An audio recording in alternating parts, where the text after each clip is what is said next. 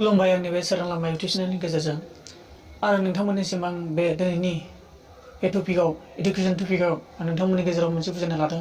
बे भिडिअनि गेजेरजों नोंथांमोननो बेखौनो बुंदोंमोन। थांनाय भिडिअआव आं मोनसे बाथ्रा बुंना दोनखानाय दंमोन उन्दै बैसोआव हाबा जानायनि। दिनै बे बाथ्राखौ लानानै आं नोंथांमोननो फोरमायनो सानदों। उन्दै बैसोआव हाबा जानानै दिनै मानसिफ्रा माबे लामाजों आवगायदों, सोर माबे लामाजों आवगायाखै आरो माबे पारफेक्टआव बेसेबां केटेगरियाव सोलिनांगौ नैबे मानसिखौ एबा सोर उन्दै बैसोआव हाबा जानायखौ दिनै आं रावखौबो थांखिनानै बुङाखै। सोरबा आंनि खोनासंनायजों सोरबा आंनि खोथाखौ लाजोबगोन आं बेखौबो सानाखै। नाथाय गावखौ दिमाग साजाय आरो गावखौ दिमागखौ आइडिया खालाम। नोंथांमोननि सिगाङाव बुंग्रोनो सानो एसे बेकग्राउन्डआ साउन्ड बेफोरबादि फैनो हागौ आरो जाय मानसिनि मिउजिक जारियाव कपिराइट फैबानो जाबाय। आं दा नोंथांमोननि गेजेराव बेस्थ'नि थाखाय बे भिडिअ बानायनो गोनां जादों। हाबा सोलिगासिनो दं जोंनि एसे गामि खाथियावनो। दा बाखि बाथ्राया बेनो, ओरैबायदि उन्दै बैसोआव हाबा जानाय आरो थाबनो हाबा जानानै गावनि आयुखौ सुंना लानाय जायो। माब्रै होनोब्ला दिनै सानना नाय, गोदोनि समाव दा जायफोर गामिफ्राव दं सोरबाफोर आबै आबौफोर दङब्ला सोंनाय नाय, गोदोनि समाव बेसेबां बैसोआव हाबा जायोमोन आरो दानि जुगाव बेसेबां बैसोआव हाबा जादों नोंथांमोनानो सोंनाय नाय आबै आरो आबौमोनखौ। गोदोनि दिनाव थाबनो जुलि जायामोन, बहुत बैसो गिदिर जानासो हाबा जायोमोन। बेफोरबायदि समयसा जों नुबोदों। सोरबा एगजामपोल सानना नाय, 25 बोसोराव आरो हिन्जावफ्रा 18 बोसोराव बा 20 बोसोराव बेफोरबायदि टाइमावसो हाबा जायोमोन।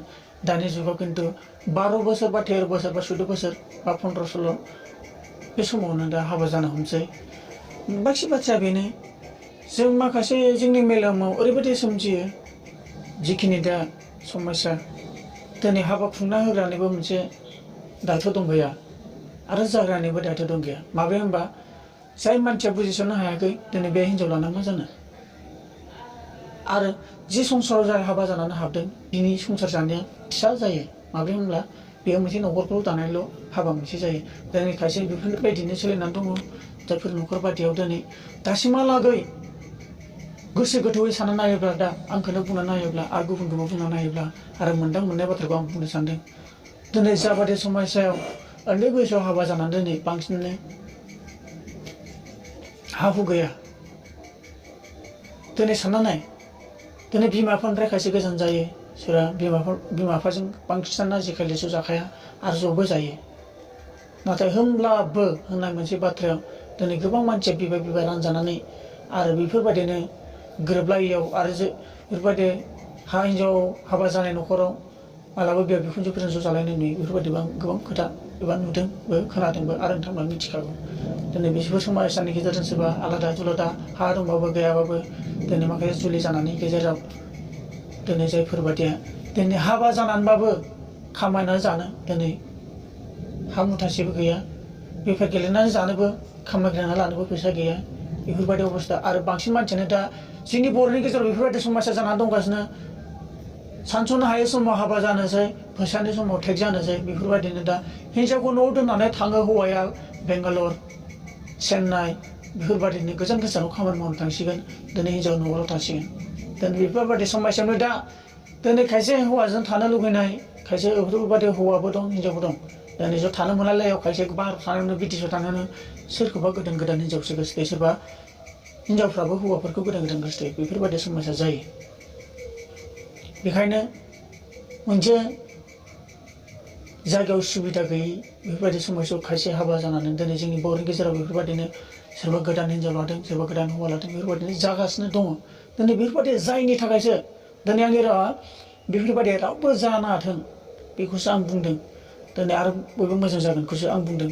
दिनै बयबो आंनि खोथा बुंनायखौ लाजोबगोन आं बेखौ आंबो सानखायाखै। नाथाय होनब्लाबो नोंथांमोननि गेजेराव दिनै मिडियानि जानानै आं सासे इउटुबार जानानै नोंथांमोननो आं फंसे बाथ्राखौ आं बुंनो हादों जे आंनाव नलेज दं। दिनै बे इडुकेसन टाइप हिसाबै आं नोंथांमोननो फोरमायदों। सानना नाय नोंथां, मोनदांना नाय गोसोआव। दिनै बेबायदिनो जोंनि माखासे बर' हिन्जावफ्राबो गावनि आखलखौ हमथानो हायाखै, सोरबा हौवाफ्राबो गावनि आखलखौ हमथानो हायाखै। बेफोरबायदि दा सोलिगासिनो दं।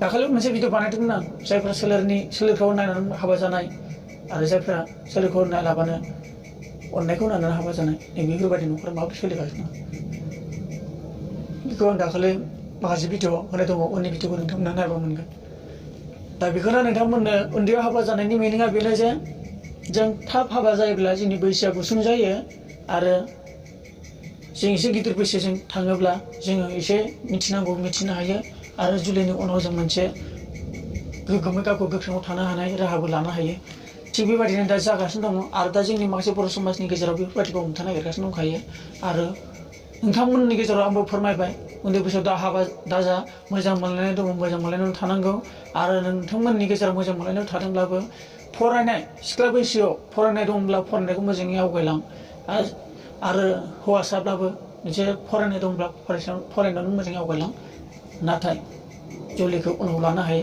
बाथ्रा गोरोबलायोब्ला नाथाय सोलिनो लुबैनायजों दा नङा बेखौनो आं नोंथांमोननि गेजेराव फोरमायो संसारा ओरैनो नङा जेब्ला जुलियाव हाबो जों गासैबो बुजिना मोनखायो आरो जाय जुलियाव हाबा बियो गावबो हारसिं आरो गोसो बायदि आरो बे समावनो खामानि लानायनि मौकाबो जायो दा बेफोरबायदिखौनो आं दा नोंथांमोननो जाखिनि गियान लानो गोनां सेंग्रा समावनोखा आरो जुलि जानायनि उनाव न'खर सालायनो गोनां जायो बेफोरबायदिनो फरायनायफोरखौबो दाव नागार फरायनाय समाव फराय गेलेनाय समाव गेले रंजानाय समाव रंजा नाथाय समखौ फरायनायावबो हो आरो नोंनि फिउचारखौ नायोब्लाबो नों गासैजोंबो समानै थख' राननानै लानानै गावनि मेलेमखौ बाहायनो नाजा दा आंनि बुंनायफ्रा माबा मोनसे गोरोन्थि जादोंब्ला नोंथांमोननिफ्राय आंनि बियो आरो बिदिनो नोंथांमोननि सायाव आरो मोजां भिडिअ लाबोनो हागोन आरो नोंथांमोनाबो आंखौ सापर्ट होगोन आरो जायफोर गोदान फैदों आंनि बे चेनेलखौ साबस्क्राइब खालामलांगोन आरो भिडिअखौ मोनबाय थानो थाखाय नोंथांमोननि गेजेराव बै बेल आइकन दंना बेल आइकन आरो अलखौ नटिफिकेसनखौ दाबायना होदो अब्ला लोगो आंनि भिडिअ गोदान आपडेटखौ नोंथांमोना नुबाय थागोन आरोना बेखिनिखौनो बुंनानै नोंथांमोननिफ्राय बिदाय लाबाय बाय